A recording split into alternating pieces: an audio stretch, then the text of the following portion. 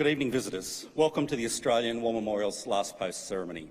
My name's Richard Cruz, and joining us today from the Royal Australian Navy is Lieutenant Commander Ross Upton.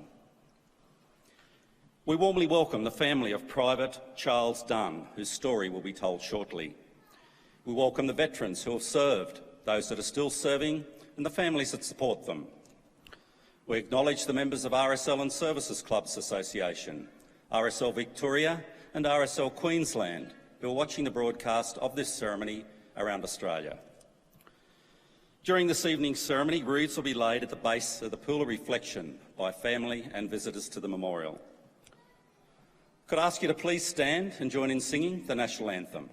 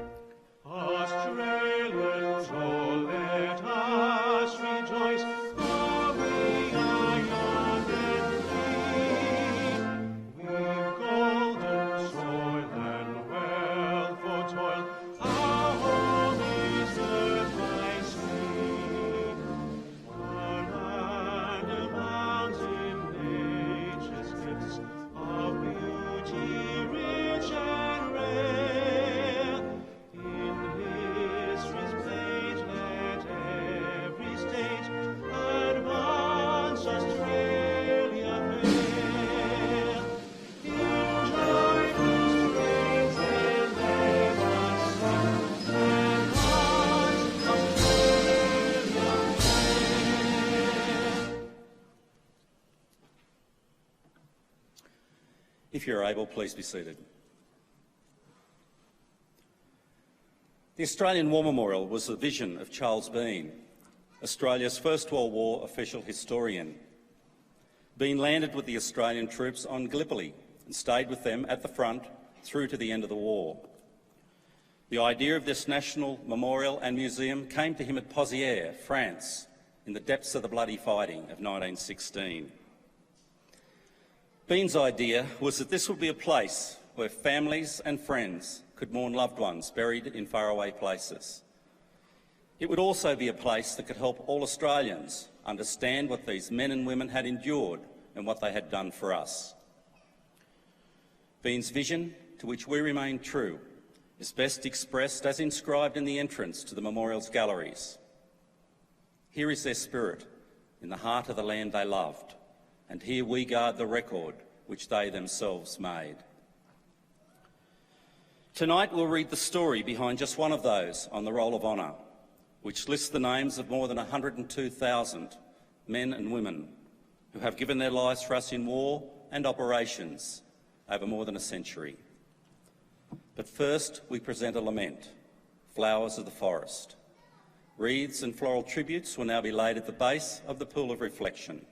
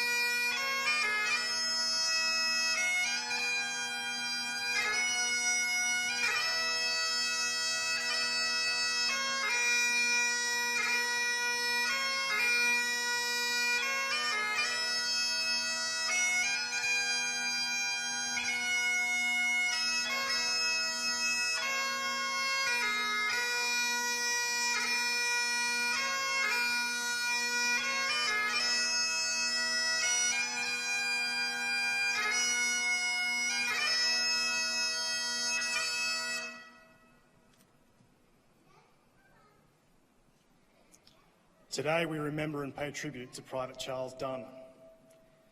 Charles Dunn was born on the 10th of March 1898 in Caterham Valley, Surrey, England, to William and Emily Dunn.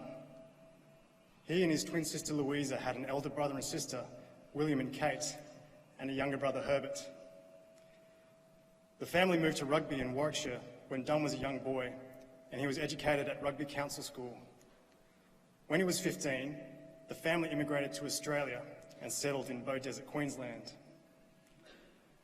When the First World War began, Dunn was working as a farmer on his family's farm at Running Creek. He enlisted in Brisbane for service with the AIF on the 30th of May 1916, just a few months after turning 18. Following his initial training, Dunn was allotted to the 3rd Reinforcements to the 42nd Battalion. He embarked from Brisbane on the 7th of September aboard the transport ship Clan MacGillivray, bound for England. After further training in England, he sailed for France in late December and joined the 42nd Battalion in late January 1917. Private Dunn took part in his first major battle at Messines in June, followed by actions at Warrenton in late July, Broodseinde on the 4th of October, and Poelcapelle on the 12th of October. In the early hours of the 13th of October, Dunn was wounded in the thigh by shrapnel as the 42nd Battalion went into reserve. He was evacuated to Boulogne for treatment and convalescence and returned to the 42nd Battalion in late January 1918. Early the following month, Dunn was given a 2-week furlough to England, but he had returned to his battalion in Belgium when the German spring offensive began in late March, and the 42nd Battalion was rushed south to help stem the German advance.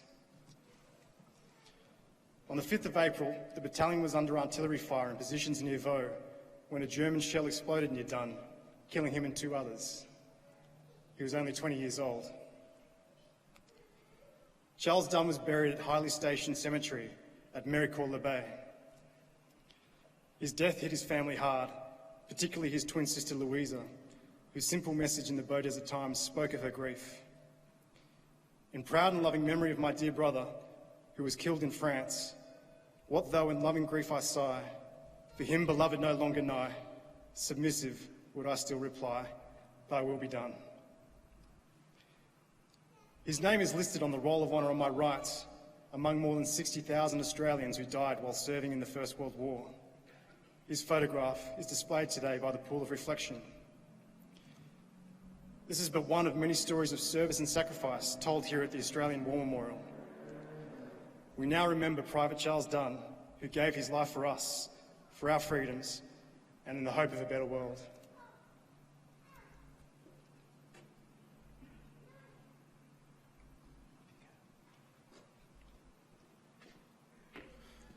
Please stand for the reading of the Ode and the sounding of the last post.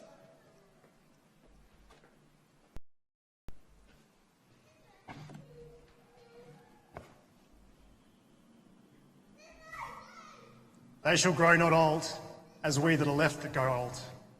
Age shall not weary them, nor the year. At the going down of the sun, and in the morning, we will remember them. We will remember them.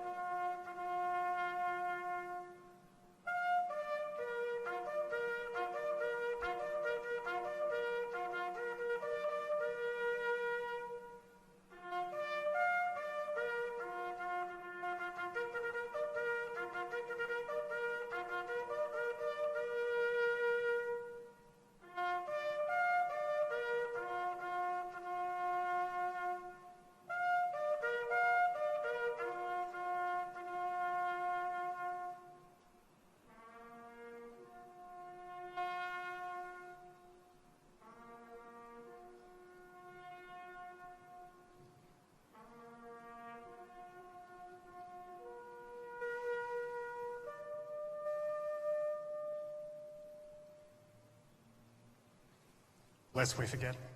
Lest we forget.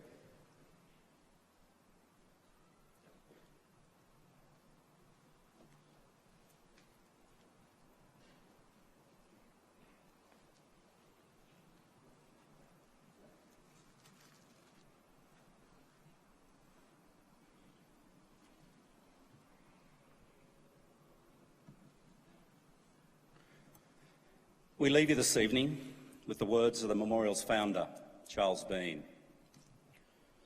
Many a man lying out there at Pozières or in the low scrub at Gallipoli with his poor, tired senses barely working through the fever of his brain has thought in his last moments, well, it's over. But in Australia, they will be proud of this.